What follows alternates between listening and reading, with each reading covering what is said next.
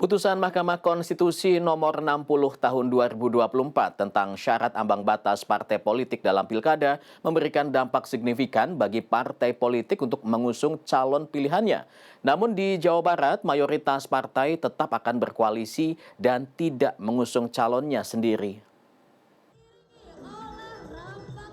Partai Demokrasi Indonesia Perjuangan adalah satu-satunya partai yang tidak bergabung dalam koalisi Indonesia Maju Plus.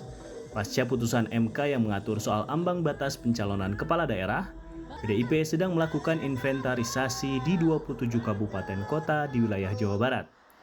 Dalam 1 hingga 2 hari ke depan, baru akan diputuskan daerah mana saja yang akan mengusung calon kepala daerah dari PDIP sendiri, berkoalisi dengan partai lain, atau ikut dengan pasangan calon yang sudah dideklarasikan.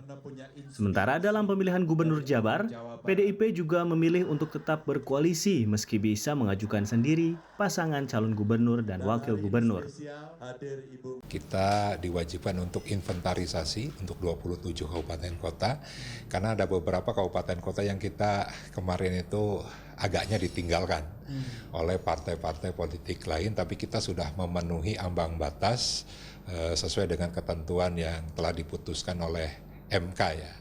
Misalnya Sumedang, Ciamis, kemudian Garut, terus mungkin juga di Kerawang dan beberapa kabupaten mungkin kita inventarisasi sekitar ada 6-7 kabupaten kota. Saya mempunyai keinginan kita tetap bekerja sama dengan partai lain karena Jawa Barat ini kan sangat luas ya, problematikanya juga sangat besar, nah sehingga tidak mungkin juga membangun Jawa Barat itu hanya dengan PDI Perjuangan. Nah, sehingga kita butuh kawan koalisi ya untuk bekerja sama membangun Jawa Barat. Jadi kalau ditanya lebih baik sendiri atau bekerja sama dengan partai lain, saya memilih bekerja sama dengan partai lain. Sementara itu, Partai Nasdem telah memberikan rekomendasi kepada 14 calon kepala daerah dari 27 kabupaten kota di Jawa Barat. 13 calon dari kabupaten kota lainnya akan diselesaikan sebelum tanggal 25 Agustus dengan mempertimbangkan putusan MK. Sementara untuk pemilihan gubernur Jawa Barat, Nasdem juga memutuskan akan berkoalisi dengan Partai Keadilan Sejahtera. Ini masih gabungan partai, 20% parlemen masih berjalan, dan kita nanti sesuaikan dengan yang belum, nanti kita sesuaikan dengan putusan Mahkamah Konstitusi, yaitu terkait dengan soal suara ya, dukungan dari suara. Kan ada dua, lewat parlemen threshold dan lewat suara. Nah, parlemen suara lebih mudah lagi karena disesuaikan dengan jumlah penduduk. Ya, untuk Pilkada Jabar Nasdem tetap mengusung Pak Ilham Habibie ya. Tapi karena Nasdem nggak cukup baik dari sisi parlemen maupun dari sisi suara, tetap berkoalisi. Tapi yang jelas Nasdem insya Allah sudah menemukan mitra koalisi. Nah, dengan PKS kita intensif sebagainya, tinggal diumumkan. Jadi nanti kita coba tinggal umumkan kapan mencari waktu yang pas, momen yang pas kita akan umumkan secepatnya.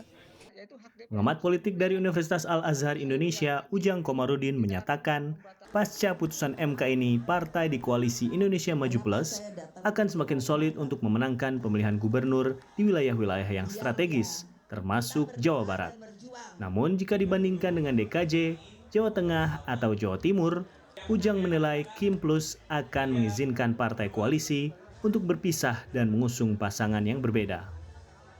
Khusus Jawa Barat misalkan ada PKB yang sudah berkoalisi dengan PDIP, dan itu kelihatannya diberikan kebebasan dari Kim kepada PKB untuk bergabung dengan PDIP ya, berkoalisi, dan itu sudah berkoalisi. Tetapi di wilayah lain seperti Jateng kelihatannya Kim akan solid. Di Jawa Timur juga Kim juga akan solid. Ya kalau saya sih mengatakannya bukan membelot, memang sudah diizinkan, sudah disepakati untuk silakan di daerah tertentu maju gitu. Tapi yang menang tetap Kim juga kan gitu. Keputusan partai-partai di Jawa Barat untuk tetap berkoalisi tidak terlepas dari belum adanya aturan turunan dari putusan Mahkamah Konstitusi di tataran teknis. KPU Provinsi Jawa Barat menyatakan KPU RI masih melihat dinamika yang terjadi di DPR dan terus berkonsultasi dengan parlemen dan pemerintah pusat. Ya, nanti akan ada perubahan peraturan KPU tentang pencalonan misalnya begitu. Kan ada peraturan KPU nomor 8 ya tentang pencalonan. Nah, entah itu misalnya nanti bentuknya perubahan KPU ya ataupun keputusan KPU, nanti kami akan menerima secara langsung dari KPU RI. KPU Jabar menjamin tidak akan ada perubahan waktu pencalonan pasca putusan MK ini. Semua pasangan calon kepala daerah tetap bisa mendaftar pada 27 hingga 29 Agustus 2024. Tim Liputan CNN Indonesia, Bandung, Jawa Barat.